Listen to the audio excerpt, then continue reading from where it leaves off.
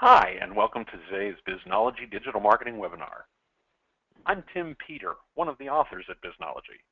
I'm the president of Tim Peter & Associates, an e-commerce and digital marketing consultancy, building brands and businesses via the social, local, mobile web. My award-winning work over the last 15 years for companies like Wyndham Worldwide, Charles Schwab, and others has generated billions of dollars in online revenue. Today, you'll be hearing from Mike Moran, who will present B2B content marketing for your sales force. But before we start, we need to recognize our sponsors. Barn Raisers, a full-service digital and social media solutions company that builds brands using proven relationship principles and ROI. Gagalamp empowers companies to amplify their social media content by leveraging employees, partners, and resellers, and you can try Gagalamp for free today. Garris Digital, a full-service digital strategy firm that reaches deeper into the conversation than any other agency anywhere. And Tim Peter & Associates, digital marketing leadership to help you succeed in a rapidly changing world. As we wait for more attendees to join, let me review the format of our webinar. Our Biznology webinars last just 30 minutes, so you can easily fit them into your busy schedule. We record each webinar, and we'll email you that link later this week. During Mike's presentation, you can use GoToWebinar to ask a question. That orange arrow shown on screen opens and closes your controls. If you have a question, simply type it into the box labeled questions at any time during the event and press the send button. I will select a few questions at the end of our webinar and pose them to Mike. While we're waiting for the last few attendees to join, I'd like to remind you that the Biznology monthly newsletter and daily articles are available for free at biznology.com. So if you're not already a subscriber, we hope that you'll sign up now. Thanks again to all of you for spending 30 minutes with us. We know how valuable your time is, so let's introduce today's speaker. Mike Moran is the founder of Biznology, a well-known expert in all things digital marketing, and a senior strategist at Conversion, a leading social consultancy. Mike is the co-author of Search Engine Marketing, Inc., now available in its 3rd edition, and the sole author of Do It Wrong Quickly, How the Web Changes the Old Marketing Rules. Mike is a veteran of IBM, managing groups in IBM.com for 8 years, and retiring from the company in 2008 as a distinguished engineer. So if you've ever struggled with how to bridge the gap between marketing and sales, this is definitely the webinar for you. Mike, take it away. Thanks a lot, Tim. So one of the things that we find as we do a lot of work with companies who have a division between their sales and their marketing teams is that it's almost like the joke that Winston Churchill made about England and the United States, that it was two countries divided by a common language. And that's what seems to happen with sales and marketing. Both sales and marketing are trying to sell people. They're trying to target the right people and persuade them to go through the process of making a sale. That's the goal of both groups. And they need to work together. But working together is sometimes difficult because marketers are used to dealing with groups of customers, and sales is used to dealing with individual customers. And it makes sense why that's true. And so what happens is that they've built up their own language about how they do things, but if we can figure out how to bring that language together, how to coordinate the way sales and marketing can work together, by doing so, we have the opportunity to have the information that we gather through the process help sales, and also to have sales help marketing. And a lot of times in companies, we have marketing and sales at each other's throats rather than helping each other along the way. You'll often see situations where marketing complains that they're providing all sorts of great content, they're providing all sorts of brand awareness, and sales just isn't closing these people. You'll hear the reverse, where sales is complaining about the quality of the leads that's being sent from marketing, and that marketing sends anybody that they can just grab along the web, and they don't really understand how to qualify someone. They don't understand when someone is actually a good customer for their business. And so you hear a lot of these complaints, and some of it has to do with the fact that both marketing and sales believe that they understand who should be buying the product. And so one of the ways to bring marketing and sales together is to have them have a common process for understanding who the audience is. And there are a lot of very expensive and complicated ways to do this. I mean, there's market research, which has can have an awful high price tag sometimes. You can also do all sorts of other kinds of research. You can interview your entire sales team and have them keep copious records of every interaction they have. There's nothing wrong with any of these approaches. But what we want to do is kind of to boil them down to their essence.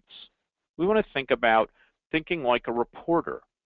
So if you could answer all of these questions about your clients, whether they're your existing clients, whether they're your prospects, whether it's the market you're already strong in or one that you want to move towards, you would really have the information that both sales and marketing would need to know their customers.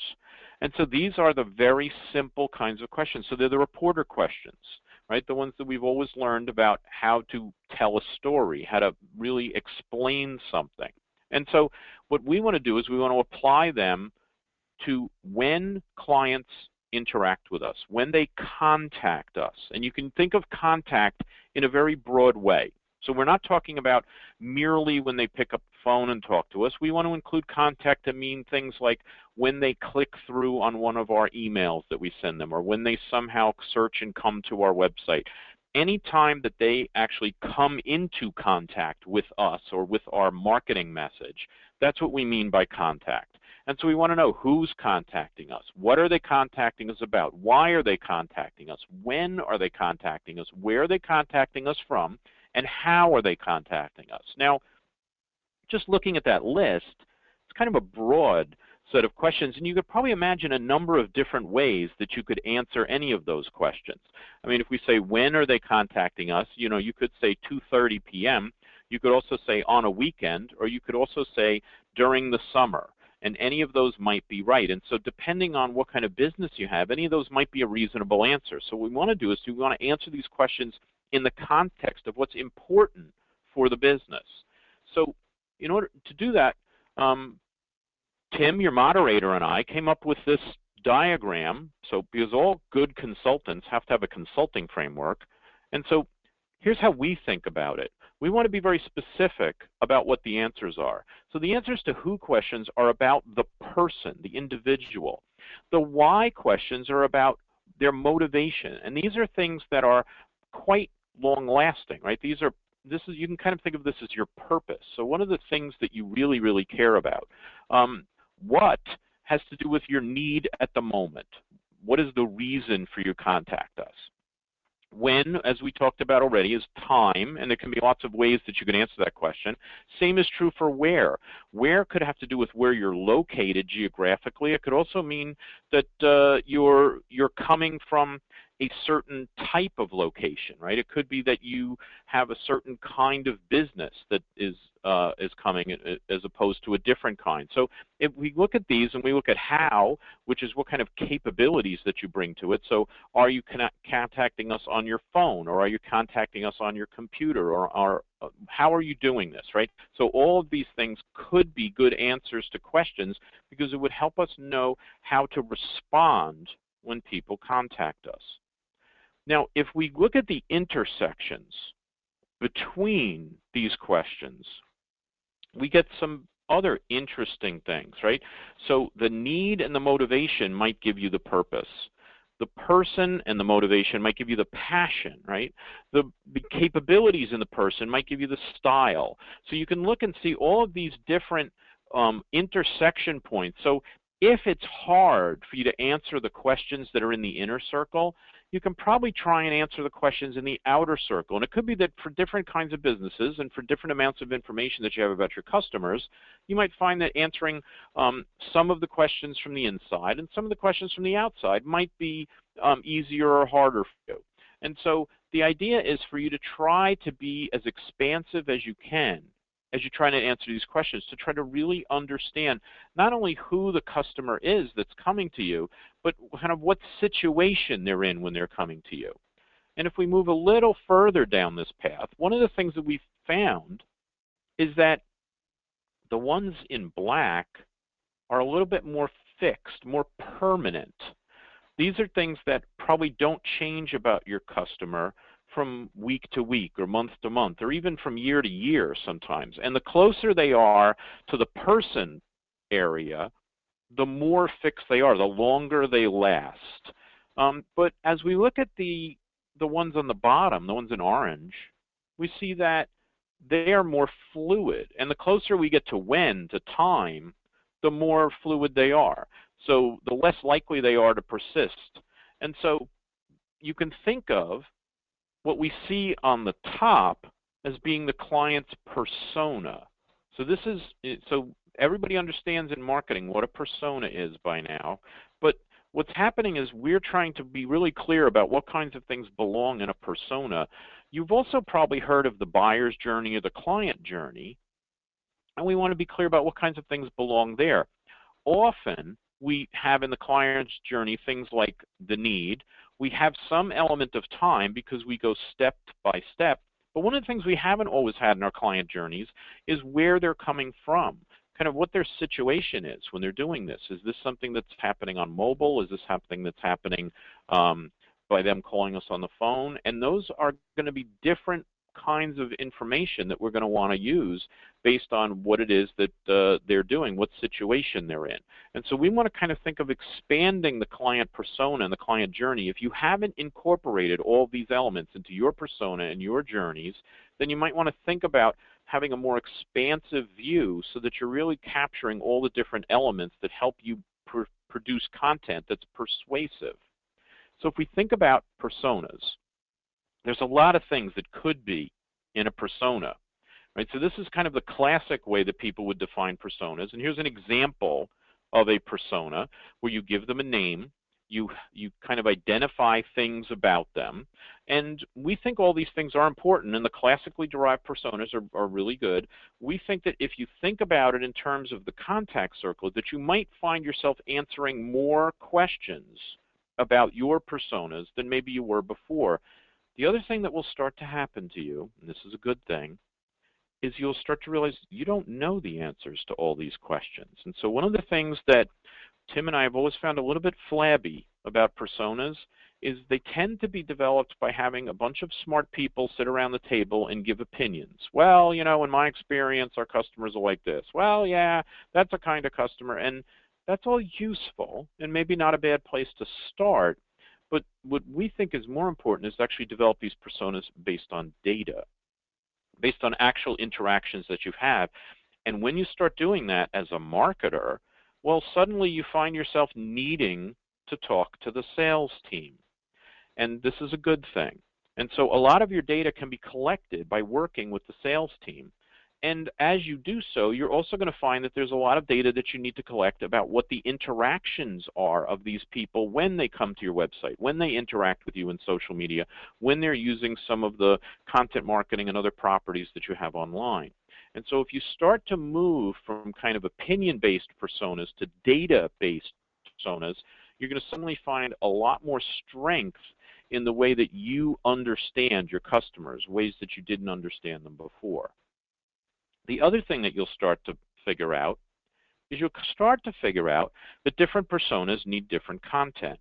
As you really focus on the analytics that we've talked about before, you're going to see that you don't just want analytics that will allow you to understand your client better, although that's really important, but you're also going to want to have analytics that says, well, what kind of content tends to move people? Different personas are going to be moved by different content. And so one of the things that you might want to understand is that if you think in the classic B2B content marketing terms, let's just pick 3 different kinds of content. So most B2B companies have white papers or some equivalent where what they're doing is they're actually giving you a much deeper explanation of how a particular product or solution or service works.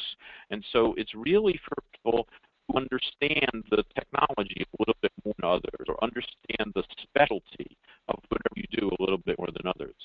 A case study, on the other hand, usually shows some kind of business application to a problem.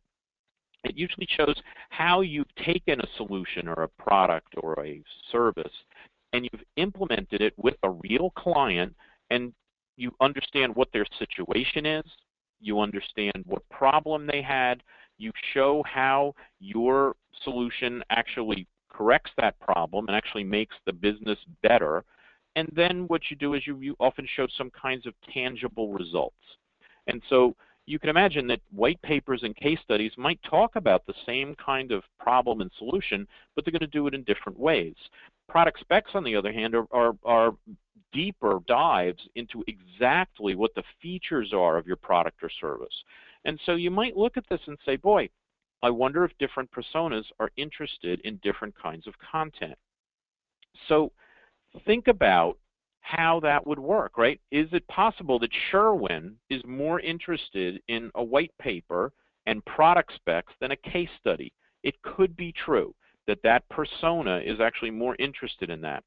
But the power for this really starts to happen when you started to collect up the metrics that show you which kinds of content online have been resulting in people moving from step to step in the buyer's journey. Then what you start to see, then what you start to see is, for different personas, there's different kinds of content that's persuasive.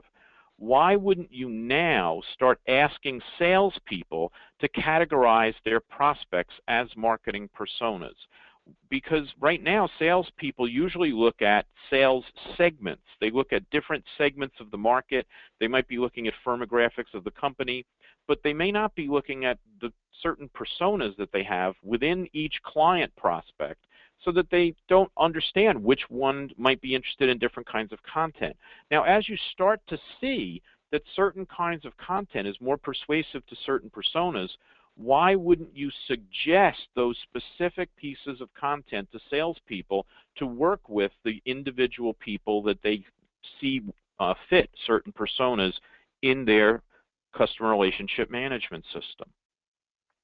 You can do the same thing for the buyer's journey, the client journey. So you look at what is the particular marketing journey that you think they are going on, and so marketers call this the buyer's journey. And can you categorize where different sales prospects are? Do you know, for example, that the sales team in their CRM system would be able to identify which part of the buyer's journey someone's in? Now, how would they do that? Well, they might do it because they are very close to the situation and they are in the sales mode with this client, so they might know that they're comparison stage where they're trying to figure out whether they're going to buy from you or buying from a competitor. Or they might say, no, they're much earlier. They're in that learn process where they know they have a problem, but they're still trying to figure out what their options are. Now, all of these things are possible, but what's really interesting is that if you've done your content marketing according to the buyer's journey, you're going to start to understand which content seems to move people from step to step in the buyer's journey, and so you'll start to know which content is working. So just like for personas, you'll know in the buyer's journey which content is working and which isn't. Wouldn't it make sense for you to then be suggesting to the salespeople for different clients that are in different stages of the buyer's journey, here's content that has moved people from step to step online. You might want to email a link to this content to your client because you're trying to get them to move from the learn step to the compare step.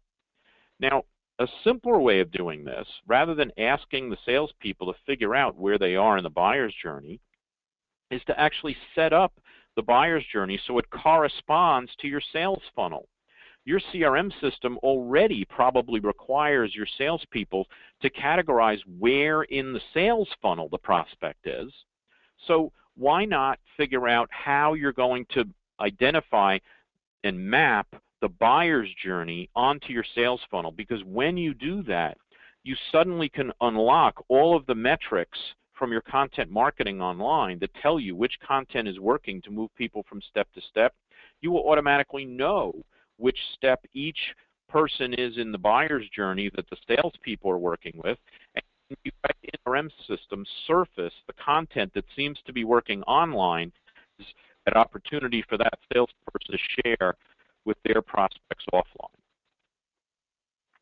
Now, as you understand what the most persuasive content is, you might realize that, hey, there's certain content that seems to work at different stages, just as we found before that there might be different content that seems to work for different personas. And so as we're doing that, what we're going to do is we're going to then start to merge them. We will start to understand that there's different content that works best for different personas within a certain stage of the buyer's journey.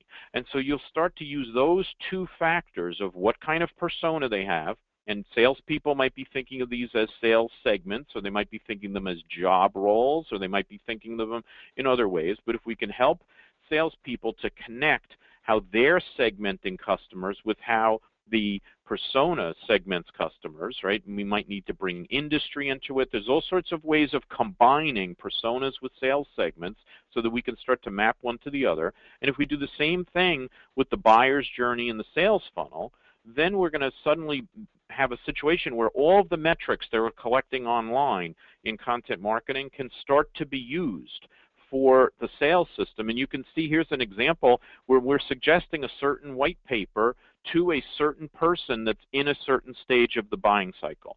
And this is something that you can do automatically from the system because you know which content is working and which is not. So the question is, how do you do this? Right? This is really what the next step is for you. So the first thing for you to do is to understand that the right content is not a one-size-fits-all event. You need to have the right content for the right step of the client journey or stage of the sales funnel, however way you want to think about it, and for the right persona or market segment, whatever way you want to think about that. And by understanding how you're going to do that, by first aligning the terminology between sales and marketing and making sure that sales is being consulted as they put together these personas to make sure that marketing information about which content is working, which isn't, is being shared with sales. By bringing sales and marketing much closer together, both in how their processes work, how they organize the way people walk through the sales journey, that's how you're going to get the metrics that let you share the content in sales so that what you learn in marketing is then useful in sales. That's all I've got, Tim. Thanks, Mike. I'm sure our attendees have a much stronger idea of how to keep score of which marketing materials are working, but you didn't answer every question. I've got a couple of good questions from our audience teed up for you. And I'd like to remind our audience that it's not too late to ask your own questions by typing it into the questions box in your GoToWebinar controls. Before we get to the questions, I'd like to let you know that Mike is now offering a video course on content marketing through his website. The internet has now reduced distribution costs to nearly zero, so content marketing is really within reach of even the most budget-challenged companies. All you need to do is understand how to identify your audience, learn their content needs, and meet them, which is actually what this course on content marketing will do for you. Learn how to reach your audience with quality content that won't break the bank. Go to bit.ly/cmcourse2 for more info. We're about to start firing at questions at Mike, but we need to thank our sponsors once again. Barn Raisers, a full-service digital and social media solutions company that builds brands using proven relationship principles and ROI. Gagalamp empowers companies to amplify their social media content by leveraging employees, partners, and resellers, and you can try Gagalamp for free today. Garris Digital, a full-service digital strategy firm that reaches deeper into the conversation than any other agency anywhere. And Tim Peter & Associates, digital marketing leadership to help you succeed in a rapidly changing world. You know, our first question, Mike, as you went through the material, we got a question about, are there some key metrics that marketing folks can use to help develop those data-based personas you talked about? I think there are. I think that when you think about the way that personas are typically developed, where a bunch of people are sitting around the table say, I think they're interested in this, I think this is the way they are. If you can start to identify particular kinds of conversations that you're interested in, that you think your clients are interested in, that you think key personas would be interested in, you can do a couple of things. You can start to use those words to examine what searches people are putting in. So what are the search keywords that people are entering? You can do this on looking at words that are being entered into Google. You can also do this on your own website search facility. I mean, we've had a lot of success helping clients to mine their website search so that they see what kinds of words customers are putting in to their own site because they think those things are actually there. You can further take those words and you can do social media listening. So you can look at, for example, how to identify themes in the conversation that helps you start to see what things are more interesting to people than others.